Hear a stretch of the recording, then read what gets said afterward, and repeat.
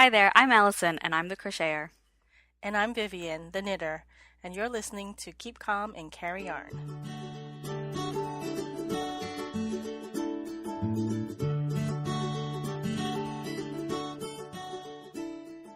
Thanks for joining us for episode 7 of Keep Calm and Carry Yarn. Any new listeners?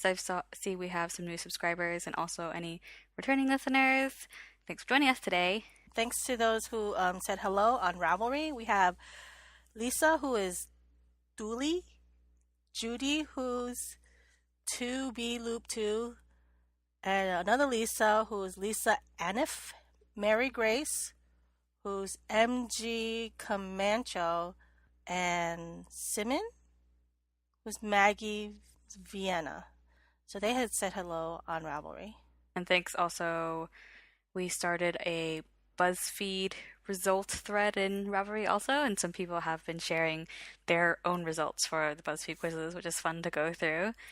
And anyone else who's sort of participated in CalCal and it has said hi on the YouTube comments or Instagram comments, So many everything, places to all of say the above. hello. Yes, lots of places to say hi, and we like them we're all. Saying hi. We're saying hi right back. Mm-hmm. So speaking of BuzzFeed quizzes, we have our BuzzFeed quiz, which you picked this one. This week. It's kind of funny. It doesn't really make a whole lot of sense. No. But it said Do the any title of them? no, is "Find Out What Kind of Ramen You Are," and then it's got the little thing that says, "Yes, you read that correctly." I definitely had instant noodles for lunch half an hour ago. Oh, you did? Ago. Spicy I did, ones? Yeah. Spicy ones, yeah. Spicy seafood. So I got miso ramen with copious amounts of butter. Butter? Apparently. I didn't know you could put butter in ramen. Yeah, apparently. But it says, you are sweet and cute, just like butter, because obviously butter is sweet and cute. Everyone loves you. That makes you a miso ramen with copious amounts of butter. Oh, I don't know about the butter part. That sounds I can kind of see it. Like, I don't know. Miso ramen with butter in it? Maybe. Okay, I got heavy tonkatsu ramen.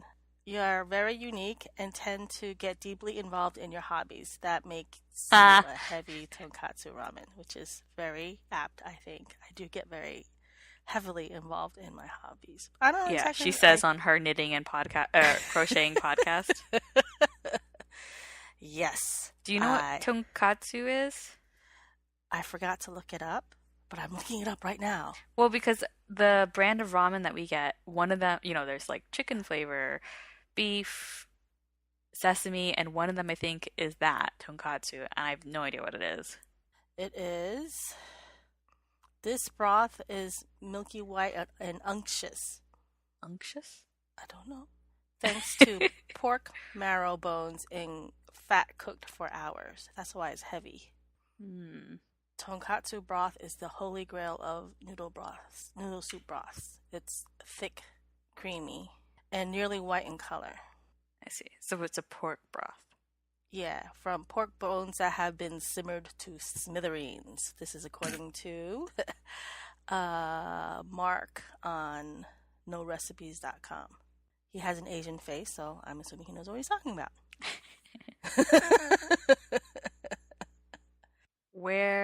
What animal did you pick? What? Pick your favorite animal. I picked the kitty cat. I had to pick the kitty cat. Yeah, I thought you might. I picked the puppy. But one of the other options is a leopard, and that was one of my favorite animals as a kid. I collected lots of leopard things. He dressed up as a snow leopard in 2nd grade. I do really like the hedgehog. It's really cute. I don't think I've ever really seen a hedgehog in person. I have. Somebody had it as a pet. Where did you pick to live? So the options were France, Thailand, USA, Mexico, Sweden, Japan, and I picked USA. Oh.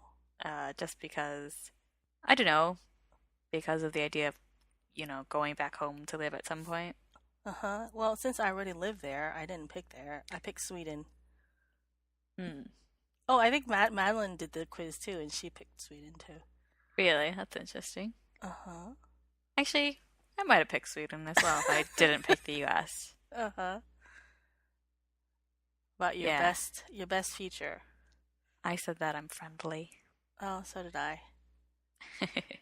Oh, and your father actually did this quiz too. So what kind of ramen are Madeline The and same Daddy? as the same as you guys. Oh, Same as you. butter? Yeah, butter. Interesting. I mean, there's not a lot of questions. There's only one, No. two, three, four. Nice, easy quiz. So the Cal is well underway. We're a month in now, right? Yep. And, well, last episode we announced that Team Crochet All Day was losing, so we had nothing. And the knitters it's already had 3 things submitted. And my, how the tables have turned. Even by the time we released that podcast, that situation had changed completely. The crocheters are creaming the knitters. Yeah, we've got upwards of 18,000 yards done, where the knitters haven't even broken 5,000. Well, once I put my stuff in, we will. You'll break 5,000. We'll break 5,000. I didn't submit my a couple of my things because I don't know. I just figured I'd do it after we record. Yeah, And plus, I haven't taken pictures. yeah. That's the other Well, reason. even now, I'm starting to feel really bad for the knitters. Yeah, my most of my knitting friends are like, "What? You're doing what?" I'm like, I'm going to watch what you're doing, and I'm counting it, and I'm putting you in." And like, what? I have no idea what I'm talking about. Do Except they for not listen to Paula. podcasts? Not really. They all love to knit, but they don't really, do the other The the internet? social the interwebs. Yeah, crocheting probably. Oh, is it faster? Or do you think it just eats more yardage? I think it eats more yardage.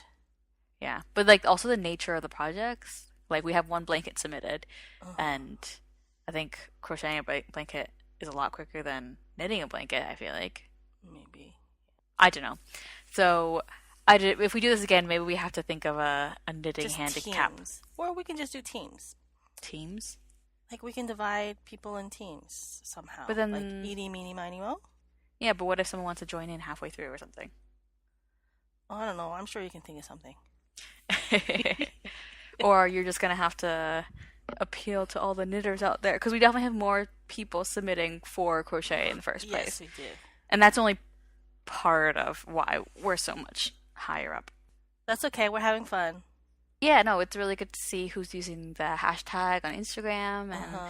all the chatter that's going on the Ravelry thread is nice. Yeah, and just We're seeing just all the like finished objects, like scrolling through. I think we're on page I three just get already. a thrill that to know that there's actually people listening to us babble on and on.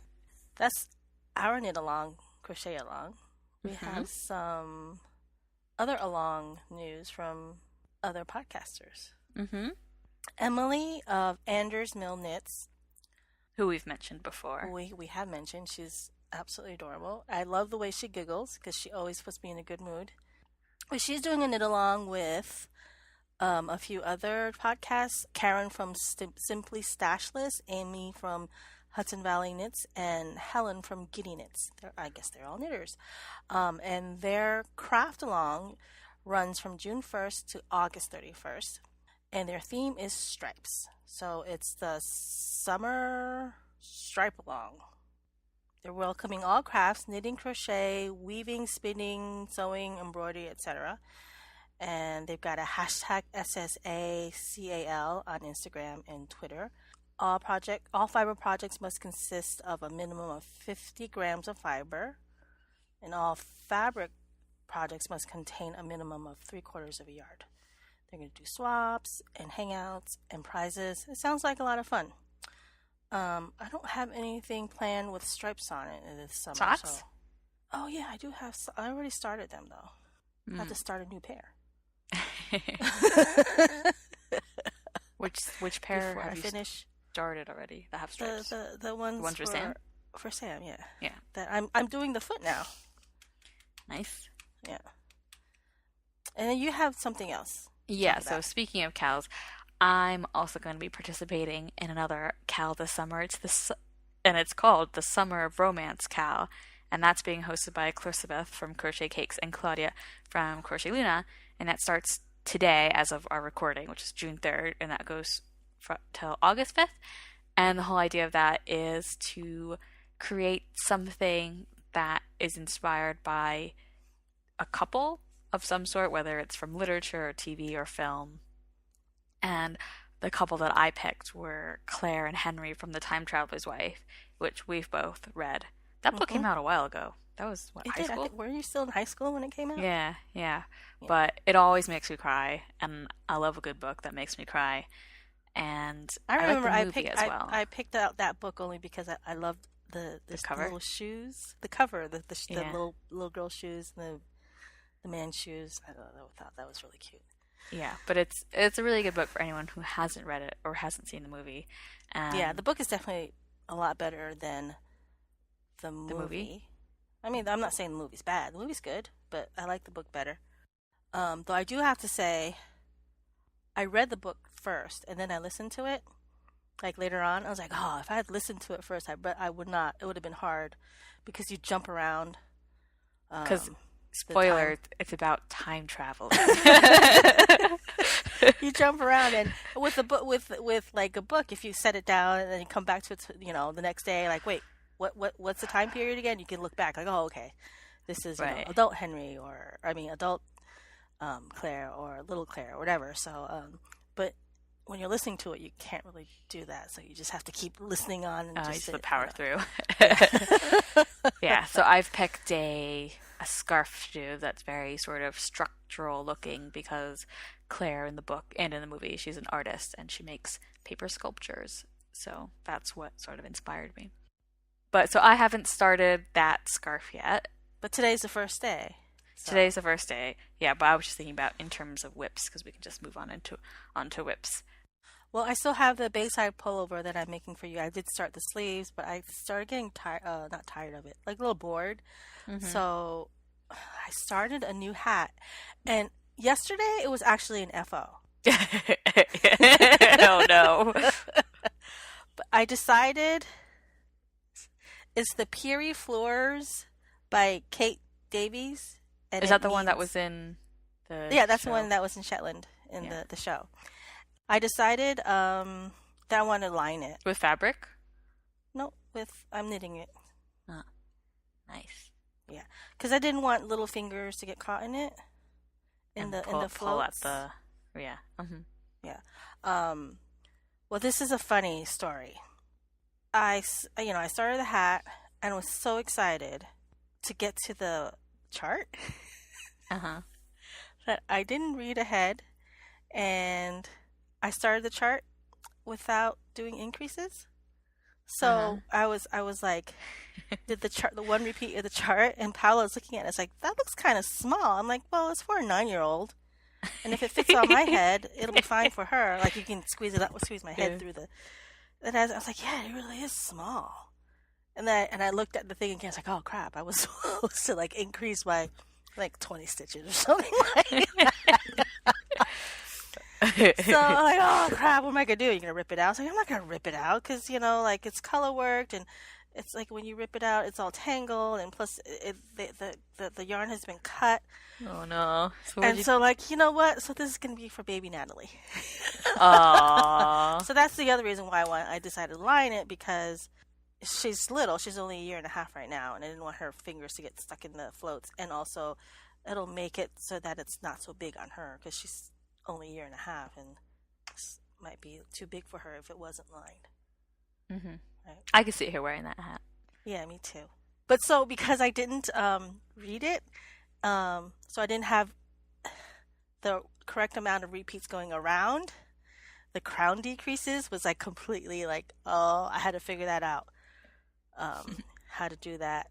So yeah. So you didn't use the pattern exactly for that? I kind of did, but I started it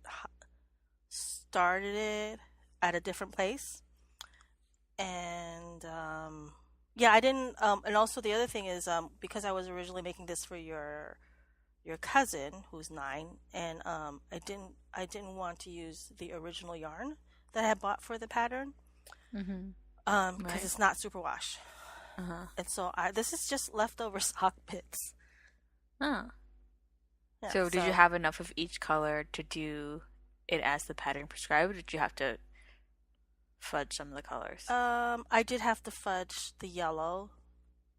I didn't have enough of that, the background yellow. Mm-hmm. So there's a little bit of white in here. I see. But Nice. I mean, I literally had like this much left of the yellow. Yeah. Um, Uh-huh. so yeah, I'm gonna have to. So You know, for people can't see this much. okay, about like a foot and a half. Okay. About 18 inches left of the yellow, of the light yellow. Yeah, so it was an FO yesterday until I decided to line it. So it's not an FO anymore. So it'll be an FO by next episode. Yeah.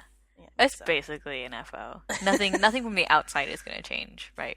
no, it'll be blocked and it'll be Right, pretty. yeah. And a little girl will wear it for her birthday, and her Yeah. birthday's in October. So that's it. What do you have? So I'm still working on my acute sweater by Craftling, Joanne Craft. I'm working on the second sleeve, which I had to frog about 20 or 30 rows because I was just on autopilot and kept doing increases instead of decreases. I had done one row of decreases and then switched to doing increases again, so I had to frog that back. And I'm not that far in the second sleeve, but I still have to do that sleeve, the collar, and the hem, and sew it all together and everything. And the other whip that I wanted to mention, which I haven't mentioned in a few episodes, is the Life Sub Plus Afghan blanket. Oh, And how I far? just no, I'm not very far at all. I have blocked a few of the squares by doing the Pinterest method of I saw on Pinterest where someone took those garden knee pads. Do you know what I'm talking about? Like so you can Uh-huh. kneel on it in the garden and just skewers to so all their blocks are the same size. But I couldn't find knee pads, so I just ended up getting child playmat things, and that works Which out is pretty which well. is what I use to block sweaters on. Yeah, which I feel like lots of people use because I ended up using it to block my Hotel Bees shawl as well. But I wanted to mention this because I'm kind of annoyed. I mean, I learned about this new method for doing chainless starting double crochets. So Okay. normally when you move up to the next sort Row. of round, yeah, for Uh-huh. the granny square, you Uh-huh. do, Two a slip stitch and chains, yeah. Uh-huh. three chains. But you can tell because that it's a chain instead of a Uh-huh. double crochet. It's skinnier. Uh-huh. But there's this method of doing a starting double crochet instead of the chains. Uh-huh. And so now I want to do that, but I have a bunch of squares which use the chain method. So I think it'll be fine. Like you won't really be able to notice because I still have quite a lot of blocks to do. So I'll do the rest with the So do you have one chainless with starting that double that crochet. I don't. I thought I did, but I can't find it. But I'll post a picture in the show notes and on the YouTube video. I'll do one. But the reason I found out about this was that Faye from the Crochet Circle was talking about a standing double crochet for starting a row in a new color. So Uh-huh. at that point, she hadn't found the same blog. It's Moogly blog, which I think is some sort of crafting blog, has a bunch of different really useful tutorials, especially for crochet. So that blog has the tutorial for standing double crochet as well as chainless starting double crochet. And I'd watched that YouTube video that Faye had done, and after I saw that, I sort of thought, well, then there must be a way to do it for, if you're not switching colors. And there was. And yeah, so that's So why I'm you're a little happy. annoyed. I'm happy, yeah. It's really cool. Like, I Uh-huh. don't get why that's not just taught because A it just looks standard so much thing? nicer. Yeah. Uh-huh. I wish you had. But Yeah, I wish you have a block that I could look at. yeah, sorry. But yeah, you have to use the actual loop that's on your crochet hook and sort of make it long and then use it as your sort of loop. It doesn't, you have to watch the video. It doesn't really make sense, but it is a very nifty technique. So those are my whips, and I do not have any FOs, but you do. Yes. I had my almost FO, and I have my Fairy Hill shawl. Yay. You did that pretty quickly, I feel like. Yeah, even though I had a frog back. I did a lot of frogging. Ooh, pretty. I was like, go. I think I could have blocked it so it's a little deeper. So it's Pretty pretty shallow. shallow the way I blocked it. But I usually wear these like scarves anyway. I was gonna say, like, the crescent shape definitely lends itself better for wearing as a scarf than the Yeah, triangle shape. so I think I'll just leave it because I was considering maybe I should reblock it so it's deeper, but I never wear shawls around my shoulders like that anyway, so it's like, what's the point? But yeah, I'm really happy with Uh-huh. it. I think the color is beautiful, and the yarn was really nice to work with. The last section, I was reading from the wrong chart for a long time. I didn't realize it, Mm-hmm. and so I was looking at it, and it looked more like web-like. And then I was comparing my shawl to the pictures, like it doesn't look anything like that. What the heck? And then I realized that I was working off of the wrong chart, so I had to rip back a whole repeat and then redo it. And so Mm-hmm. now it actually looks like what it's supposed to look like. What's the yarn that you used? It's fiber artist, something like that. It's a blue face Leicester. Mm-hmm. It's something we got in Canada. Remember? Told you Right. about that. Mm-hmm. I like, and it smells Very very nice. sheepy. So that's my first FO, and the second FO is the hat that I started a little while ago. Mm-hmm. It's huge, The but snowflake one. it's very slouchy. So I mean, anyway, I can't put it on because I got my earphones on.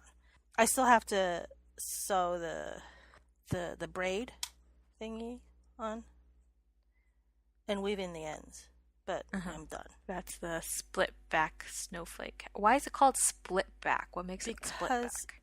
there's a split in the back right But here why would you want to split in the back? because it goes your neck. So Ah, it's more like ear coverage. It's almost I like an ear see. flap hat, but not. Interesting. Are there meant like I've never seen a hat like that. No, I haven't either. Hmm.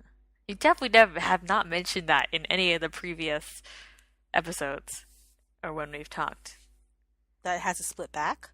Or like what that is. I don't know. Am I just would do people just know that? No, I Why didn't. you just have never explained this? No, but I did talk about it. Yes, but I just didn't realize Look, that that's what that meant. look at the pom pom, Yeah. Nice. Very nice and fluffy. fluffy. You have a pom pom maker, yeah? I do. I want a pom pom maker. I will. Oh, They just I they're should just have so sent much some. more lush when you use the pom pom maker. I should have So sent some fat. with Emily. Mm, that's okay. We can jump into Mommypedia. Oh no, wait. I'm not done What? talking about the split back. Oh. So I did the same thing that I did with the other hat. I was so excited about starting the chart Uh-huh. that I forgot to do a whole section where this stripe is. So I had to frog it. And I was like, and then I started the chart and I was like almost done with the chart. Uh-huh. And I was like, it's not looking like I remembered it. And I looked at the picture, I was like, oh, there's a stripe. So So yeah. then I frogged it all the way back. Oh my. With the I mean, I guess because it's only two colors, was that easier? Yeah, I didn't cut anything Right, yet. right. And so, yeah, I did a lot of frogging. So, so as I was thinking about all the frogging that I did, I thought about how do you say what's the plural of frogs, or not the plural of frogs? You have a gaggle of geese and a herd of Oh, the cattle. Do you know what it collective is? noun. Yeah, I don't, do you? it's an army of frogs, Oh, an army of frogs. and then and a knot of toads, KNOT toads, knot of toads. I thought which was funny because knots and knitting, but Yeah, it's toads. not of toads. But really, who comes up with these? It's like old English stuff, probably. Hmm. Like, Because some of them have like some of them have multiple options. oh Even yeah, just I just Googled collective nouns for animals, and apparently for bees, you could say a bike of bees, drift of bees, hive of bees, swarm of bees. Obviously not hive and swarm, but a bike of bees, what does that even mean? Bike, like B-I-K-E? Yeah. What about a clouder of cats? Is that even right? Doesn't sound right at all. That's not even a word. Uh, yeah, nope, it's there. What, army of frogs? No, clouder of cats. Oh. Uh, is frogs? Oh, this one says not of frogs. Oh. So, hey, I like that. Not of frogs, because I did make some knots when I was frogging. Like, ah. That's what I'm going to call it. A knot of frogs. These are fun, though. A kindle of kittens. A kindle of kittens? Yeah, I don't know. As long as you don't use them as kindling, you're fine. What's the difference between a frog and a toad? Frogs are amphibians and toads are reptiles. Huh? Is that right? Aren't they or both it's the other way reptiles? around? Amphibians are types of reptiles? I think. Amphibians are the ones that do, like, water and land. And frogs do water and land, but toads don't? Yeah, toads, like, stay on land. Whereas frogs, they're, like, swimming in the water. I'm looking it up. Amphibians are ectothermic tetrapod vertebrates of the class Amphibia. Obviously. Thus, amphibians typically start out as larvae living in water. Mm-hmm. The young generally undergo metamorphosis. So, do toads don't have tadpoles then? I think they do. I don't know. Yeah, we're not biologists. Amphibians use their skin as a secondary respiratory surface. Science with Keep Calm and Carry On. Okay, hold on. Let me search reptile, and then we'll move on. Unlike amphibians, reptiles do not have an aquatic larval stage. I'm gonna look up find toad. Not found. Is a toad an amphibian? Amphibian. I remember the first time I heard the word amphibian, I thought they were calling my name. Oh, they're both amphibians. Okay, so you were wrong. I was wrong. Yeah, after you said that about tadpoles, I'm like, wait. Over here, there's an article that says most frogs have long legs and smooth skins covered in mucus.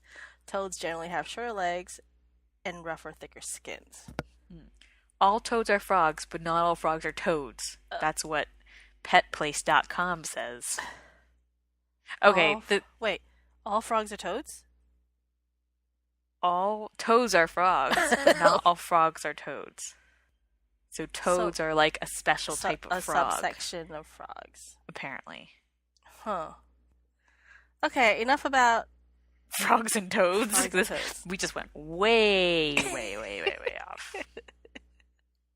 I'm still on to the next section. What? I don't know. I'm still looking at the difference between frogs and toads. Okay, sorry. Okay. I'm done. Yes. So now we can get on to Mommypedia. And my question for this week is to do with blocking projects. And I would like to know what's the best way to block specifically wool projects. I like to soak wool and then block it out wet. I don't know if there's a best way. I mean, I don't know if it's some people just wet, just spray it with water. Yeah. But I think with wool, it's been, skeined up and then you wind it in a ball and then you knit it. I think when you when you soak it in water, you let it soak for about 15 minutes, lets the wool rest a bit so it springs back to what it wants to be rather than being tugged and stretched. Right. And makes sense. that's how I like to do it. I know a lot of people don't like to do that because it takes more time. Mm-hmm. But wool doesn't take very long to dry actually. Mm-hmm. If you wet block it, I mean if you soak it and then you squeeze it out in a towel or maybe a couple of towels depending on how big your project is. Mm-hmm. If you lay it out or you pin it out on even if you pin it out on a bed overnight, um, it's dry by the next morning generally. Yeah, I mean I don't think like if it was acrylic, I don't think it makes that much of a difference how you know if you even block it. I don't know. A lot of times I don't even know why I bother blocking acrylic because it still looks the same after I'm done with it. But I don't really work with acrylic that much. Well, I've been blocking the granny squares, and that's Mhm. acrylic. And I mean, just blocking in general definitely does something. But Mhm. I did wet them first. But you can. Is it 100% acrylic? Yep. Moving on to our favorite things for this week. You want me to go first? I can go first because it's quick. My favorite thing this episode is the Crochet Circle podcast by Faye, which I've already mentioned, but the whole learning how to do the standing double crochet is from Mhm. her segment where she talks about new crochet techniques, and I think she calls it Old Dog New Tricks. Oh. And it's just, I think, something that's really unique to her podcast, and I found it to be really helpful. So, like that standing double crochet, but she also did, I might have mentioned how to do a chainless foundation.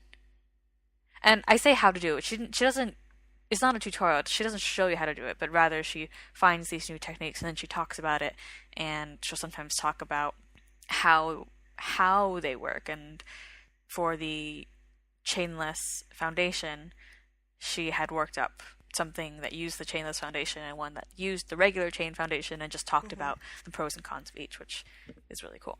But I think she's her background is in science, so you can kind of tell how that sort of Uh-huh. thing appeals to her. So yeah, that's Uh-huh. my favorite thing. Well, that's cool. My favorite thing, because I've been using a lot of charts this last couple weeks, is highlighter tape. It's removable, which is nice. So I just stick Yeah. it on the paper pattern that Cause I usually print out charts on paper. Mhm. Like even if I'm using a PDF of the pattern, I just print out only the charts if it has a Mhm. chart. And then to keep track of where I am, I just stick the highlighter tape underneath where I'm at. So Mhm. you can still see what's under the highlighter tape. Yeah. And yeah, it's supposed It's a good. to. It says a removable alternative to permanent highlighter pens, and it covers 3 lines. I guess 3 lines of text, but All right. when you're charts, it's so different. So I don't think this was Yeah. originally made for crafters, but I know a lot of crafters use it. Yeah, I that was think going to be it's my follow-up question, is if lots of other people use that for. yes. You find I bought this one at a Craft yarn store? store. Hmm. Um, Nice. I can't find this anywhere else other than at yarn stores or online. All right. Well, even I can't really imagine why you would want to use highlighter tape rather than a real highlighter for other purposes, Or if you don't want like it to be reading. permanent, But then you have to just. But what would you be highlighting where you. Mm, I guess, like maybe contracts? maybe. Yeah. But I was thinking of personal, like, for studying use Oh. Um. in a book or something. That would just be silly because then you'd have to flip through all the pages And and pull it all out. remove. Yeah, which just doesn't make Yeah. sense. So I mean, I can use it a bunch of times. So you can usually one piece of tape will last me a whole project, Hmm. and by the end of it, it's not that sticky Well, anymore, but it's still sticking right. to the paper, and it doesn't remove any of the ink either. Yeah, That might also depend on the printer that you're using, because maybe. on the laser printed pictures, papers, it doesn't remove any ink. I haven't actually used this on the inkjet paper. Maybe you should do an experiment. Oh, actually, I have. In the old printer was an inkjet, and I've had this for a long time, so I must have used it, Uh-huh. and I don't recall it pulling off any ink. Hmm. Well, that's good. So yeah, this is great for charts and whatever, but it's not Mhm. that easy to find. Hmm. That's my favorite thing this time. Right. And you also have a nerdtastic thing to talk about, which I cannot talk about Oh because I yeah, haven't seen it. we just saw it last night, the opening night. We saw Wonder Woman. Madeline was so excited Oh. to watch it. Mm-hmm. But it was good. It was funny because Chris Pine is in it. He plays Steve Trevor. Mm-hmm. And then there's a Scottish guy in it. I forget his name. Mm-hmm. And Wonder Woman was kind of like Mr. Spock. So I kept like thinking like there's gonna be like a Romulan jumping in on the screen or something. Because she grew up in not I don't know, I don't want to spoil it, but she didn't grow up with all the in the world of man, and she had a lot of questions, and stuff didn't make sense to her, so it was Yeah. kind of like Spock like in that. Alien-like. Yeah. Yeah, and then the Scottish guy comes out and starts talking. So he's like Scotty. It's like you already have Captain Kirk. So that I don't know, that was like running in my mind. But yeah, it was good. I mean, obviously it's not exactly the same as all the other versions that we've seen, like between the cartoons and the comics and the old show with Linda Carter. That's what I grew up on. Uh-huh. Linda Carter. But it was good. It was good, yeah. Well, just moving straight on into Shop Talk. And for any new listeners, Shop Talk is a section where we talk about the bags that my mom makes for her Etsy shop, which is called Pearl and Plum.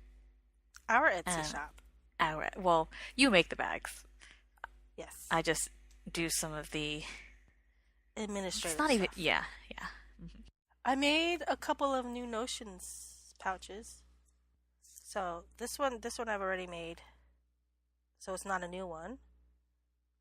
And I really like this. Oh, that's cute. Isn't that cute? It is. It's like a little. Was it It's like like an airmail? pouch. Yeah. Yeah.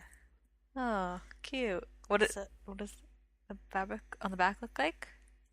It's It got looks like airmail stickers, like the old fashioned right, first class airmail mail, stickers. fragile, Yeah. this side up. Very yeah. cute. I made Aw, those, like and that. I'm in the process of making some more Helen Japanese knot style bags because I'm down to one right now in the shop. So hopefully by the time this episode comes out, I'll have some in the shop.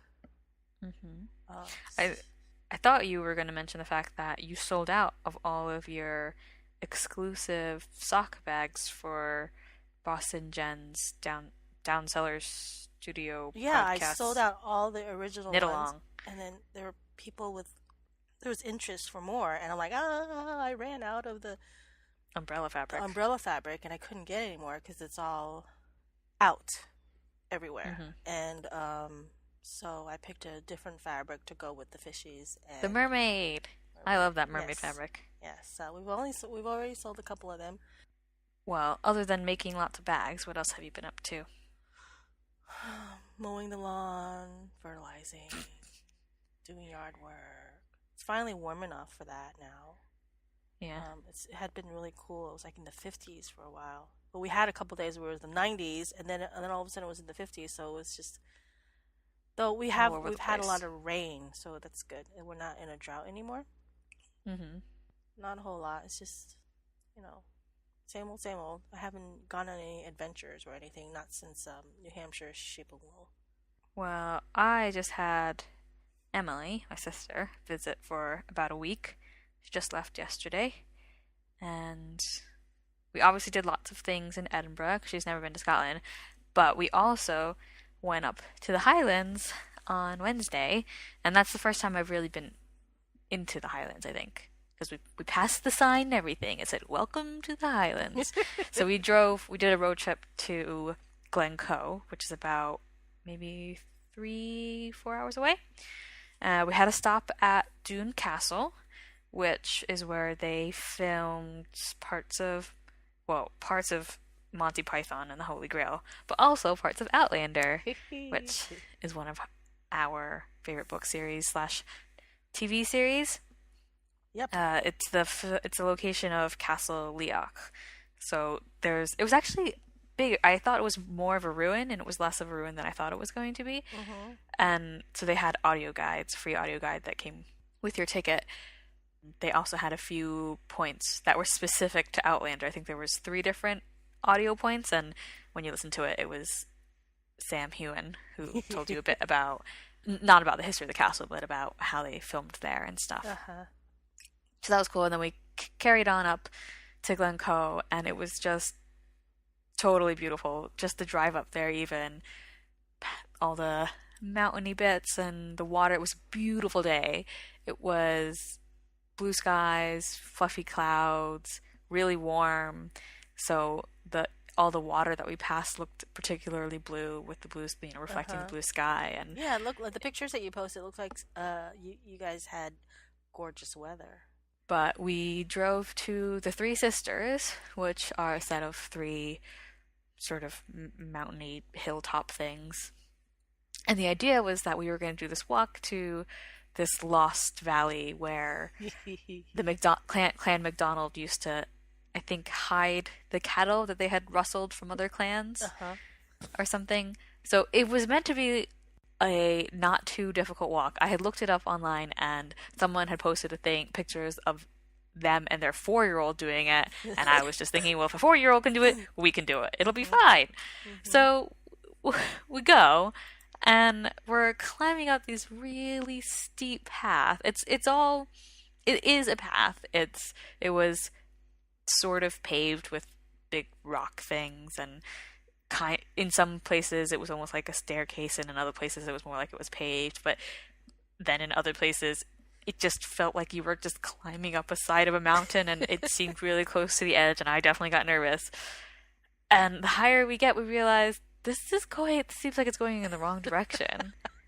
And it said we were meant to be under some trees, and there's no more trees really, because we're just getting higher. And so Sam had a look at the directions, and he realized that we had probably gone the wrong way. So he didn't look at the directions before you started climbing? We had all sort of briefly looked at it, and I had just with confidence said, this way. And we're like, all right.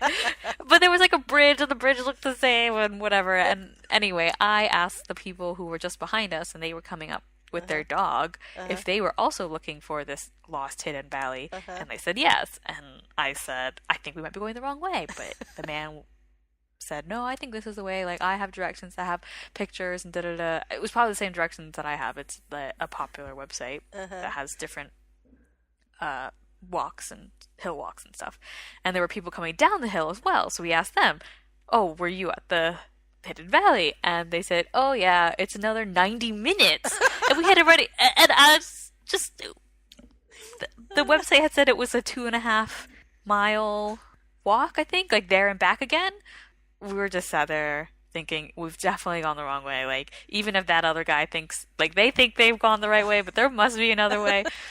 So we went back down, and Sam did see where we were meant to have gone up. And so there's probably 2 different ways to get to the valley, and we just took the really long, really high, really difficult way.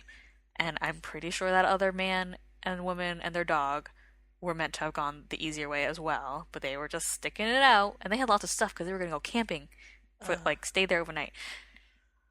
But we did get beautiful views. It was really beautiful. So when you take me there, we're going to go the right way. Yes, we can go the right way.